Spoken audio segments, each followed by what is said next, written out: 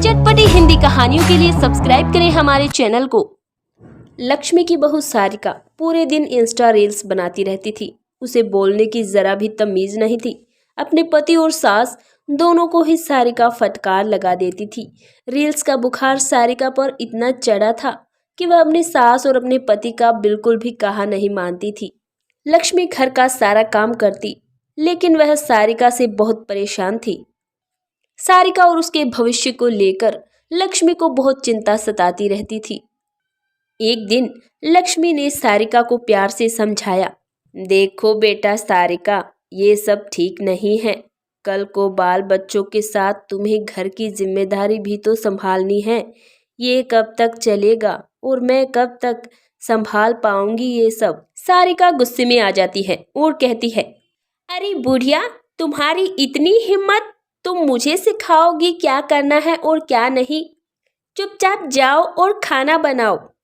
थोड़ा काम कर लोगी तो तुम्हारी टांग नहीं टूट जाएगी। लक्ष्मी दुखी होकर वहां से चली जाती है। अगले दिन लक्ष्मी की पड़ोसन मीनाक्षी आती है और लक्ष्मी से कहती है, अरे लक्ष्मी बहन, कैसी हो? लक्ष्मी कहती है, ठीक हूँ बहन, अब थकान होने लगी है। बहू है कि कहना ही नहीं मानती, पूरे दिन रील्स बनाती रहती है। मीनाक्षी लक्ष्मी से कहती है, हाँ बहन, तुम्हारी बहू के तो खूब चर्चे हैं, लेकिन गांव के नुक्कड़ पर एक बाबा आया है जो बुरी से बुरी लत छुड़ाता है। तुम उसके पास जाओ, वो जरूर कोई ना कोई उपाय बताएगा।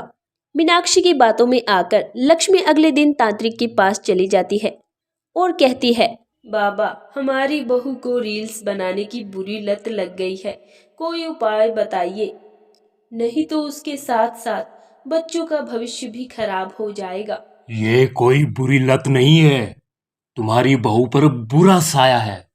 तुम मुझे 5,000 रुपए दे दो, मैं उसका ऐसा उपाय करूंगा कि पूरे दिन काम करेगी घर का। लक्ष्मी जमा पूंजी में से 5,000 रुपए बाबा को दे देती है। बदले में बाबा उसे भभूत देकर कहते हैं, ये अपनी बहू को खाने में दे देना, वो एकदम ठीक हो जाएगी। लक्ष्मी ने ऐसा ही किया, लेकिन बहू पर उसका कोई असर नहीं हुआ। एक दिन सारिका सीढ़ी के पास खड़ी होकर रील्स बना रही थी। सारिका का पैर फिसला और सारिका जोर से सीढ़ियों पर गिरती हुई जमीन पर आ गिरी और सारिका का पैर टूट गया। लक्ष्मी ने सारिका को उठाया और बिस्तर पर लेटाया। कुछ दिन बिस्तर पर पड़े रहने से सारिका को समझ आ गया कि इतना पागलपन भी अच्छा नहीं था। सारिका की सास ने उसकी खूब सेवा की और सारिका का पैर ठीक होने पर सारिका ने अपनी सास से माफी मांगी और घर का काम संभालने लगी।